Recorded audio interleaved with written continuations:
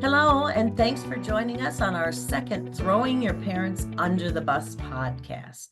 I'm Jane Johnson, and I am a mom who was thrown under the bus because I signed my two sons up for the easiest and cheapest driver ed course I could find. And may I just say, it didn't work out so well for us. And of course, with us today is veteran crash investigator and driver safety expert Mike Pehl. How are you today? I am great, and I just love to see all you. I wish I could see you all out there, but thanks for listening because, in Jane's situation, even if you did do that bad driver's ed course, and you all know you've heard of them, there's a lot of them, you can still watch our podcast. You can actually even bring our podcast into that classroom. So it'll be good. All right. And Natasha, who's our media expert and keeper of our enrichment activities and their observations, how are things with you? Things are great. Good morning. I'm happy to be here. My son's currently taking the course, and I'm so grateful for it. He points out all the time how he likes to throw me under the bus. And yeah, we're happy we're here. All right. Well, Mike, Natasha, and I are here together as members of the DriveSafeRideSafe team. And really, our hope is to help parents and students to learn from other people's successes or failures behind the wheel. You see, our courses include enrichment activities that our students need to do with their parents throughout the course. And each enrichment is used to teach students about real life driving situations. And students and parents must perform these and then send in their observations. And you see, Mike is our driving guru, and Natasha is the keeper of these enrichment gems. And each week, we want to share some of these with you because they're insights into what we can do to better ourselves as drivers.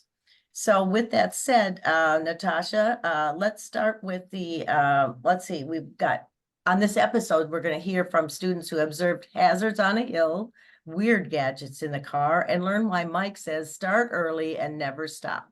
So now I'm going to hand it over to you, Natasha, to tell us about that observation. Okay. Well, this one comes from Tristan. He is out of St. Paul, Minnesota. And he was asked for enrichment activity number 6 to be a co-pilot. So ride in the passenger seat and share what you observed from your parents. So he says, I've been a co-pilot in the front passenger seat and in the back passenger seats for a long time. For instance, when my family goes on a trip, we use GPS and it shows us where to go, shows us the steps on the screen in our van. Sometimes my parents talk and my dad doesn't give quick glances at the GPS. And I tell my dad, hey, in 2.6 miles, you're going to take an exit. So I suggest you move to the right lane where you have a chance, when you have a chance. He also says, thanks, bud. And then we get to our destination. All right, Mike. Yeah, I mean, I love it. Anytime I hear co-pilots, our logo is ride safe and drive safe, or drive safe, ride safe. And the rider is so important in a car. Every crash I have ever looked at and investigated, and you know what? When riders get involved, we stop. That's why parents, you never crash the car when you have a permitted driver because you're the co-pilot. So let these kids be co-pilots and don't ever say quiet in the backseat. Don't be a backseat driver because you know what? We're framing their minds for when they become drivers. So great job, Christian. And you know what? Don't get so used to them GPSs also. I like them, but guess what? They do take you down wrong roads. And if you don't update them, they can really take you on a scary course. But I'll just give you a quick story about co-piloting. My granddaughter, who's 22 right now, and you know what? I have a hard time taking a nap in a car when someone else is driving.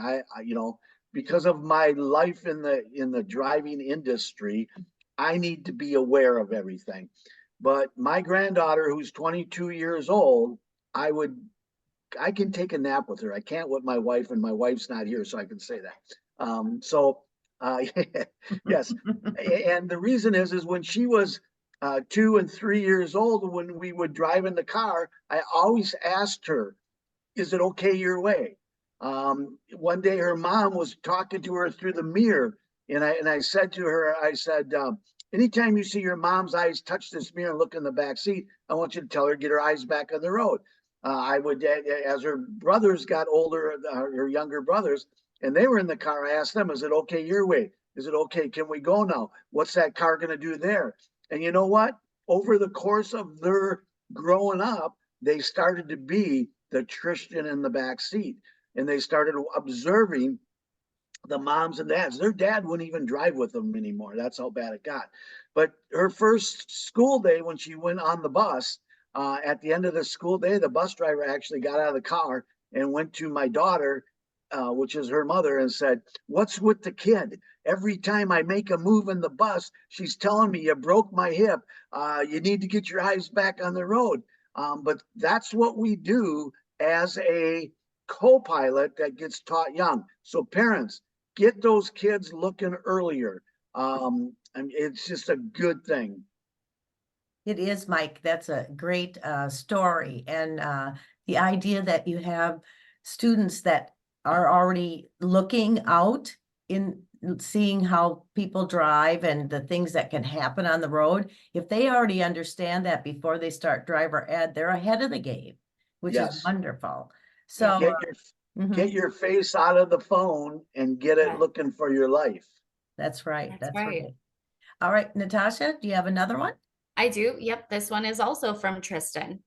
It is from chapter 8, which is where they can either go to a local emergency room and write what they've observed or watch the video on YouTube. And his observation was that my grandma would take us out to a store where my siblings and I would get pops. We'd drink them then.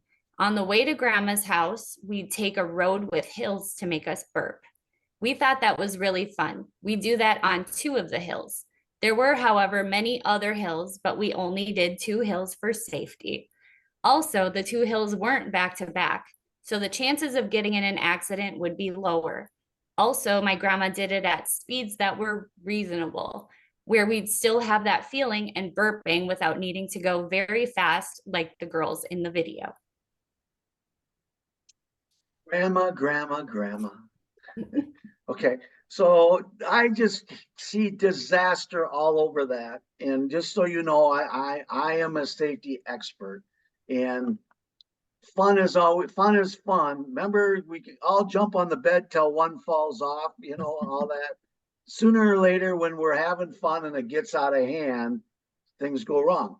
Some things that grandma isn't looking for. What happens if somebody is passing a farm vehicle on a no passing zone as you're going up that hill? At what point, when you reach the top of the hill, what defensive maneuver are you going to use now? Because guess what? Grandma's got her eyes on you guys because she wants to see the burp. Okay. And when you say reasonable speed, that means you're going faster than the speed limit. So, and then also, now we are teaching our younger generation that when I get my license, I want to take all my friends out and let's go burp, right? Let's go do the burpee. Okay. And that's not a football thing. That's in a car. All right. So the problem is when you go up over a hill and you go too fast over the speed limit, your car, if you notice, your car rides with the movement of the road, and let's just say that you have bad tires, or you should get newer tires. Most of our accidents on car loss of control is because of poor tires. So when I go up a hill and I could meet the peak of the hill, my car momentum actually goes up.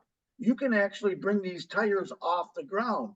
Well, while your tires are not securely on the road and you move that steering wheel a little bit when all that pressure comes down, that's what sends that car into a roll. All right. Now, if we're going to go into the roll and your seatbelts are not worn properly, guess what happens? You're the one that gets thrown out of the car and you ain't burping anymore. I just have to tell you that. Now you're in the way to the hospital and you're going to have air tubes in your stomach and your breathing and all that, if you survive it. So you know what? I, I I like the camaraderie with grandma and the kids. I don't like the health stuff. So sorry, Yes, that's not. I think he was trying to say it was safer because he had probably just watched the soccer Yes. video about those girls who were having fun on the hill, which of course Mhm. that might happen, like you said, another group, when you're older, you go, this is what I used to do, and it was a fun memory, but it Yes. could turn into disaster. So great story, and thank you, Tristan. Yes. Very Let's nice. move on to our final Yes. observation for the day. Yep, this one is from Emerson, and the enrichment activity is from chapter 7, and it says, have your parents ask or go to a local auto repair shop and find a friendly mechanic and ask them to show you how to check the tire pressure, change the headlight bulbs, and change the oil. So what Emerson discovered was he learned that his mom's BMW does not have a dipstick. When they put air in the tires and it has the correct amount of tire pressure, the horn honks. That's just amazing to me. Yes, yes. So the technology in cars today is amazing, and this next generation. Well, we're going to do a podcast on the self-controlled cars at a later date, but we'll just touch on this. I am also amazed that you put air in a tire and the car goes beep beep. And that's just an air sensor. It's my son-in-law's an engineer.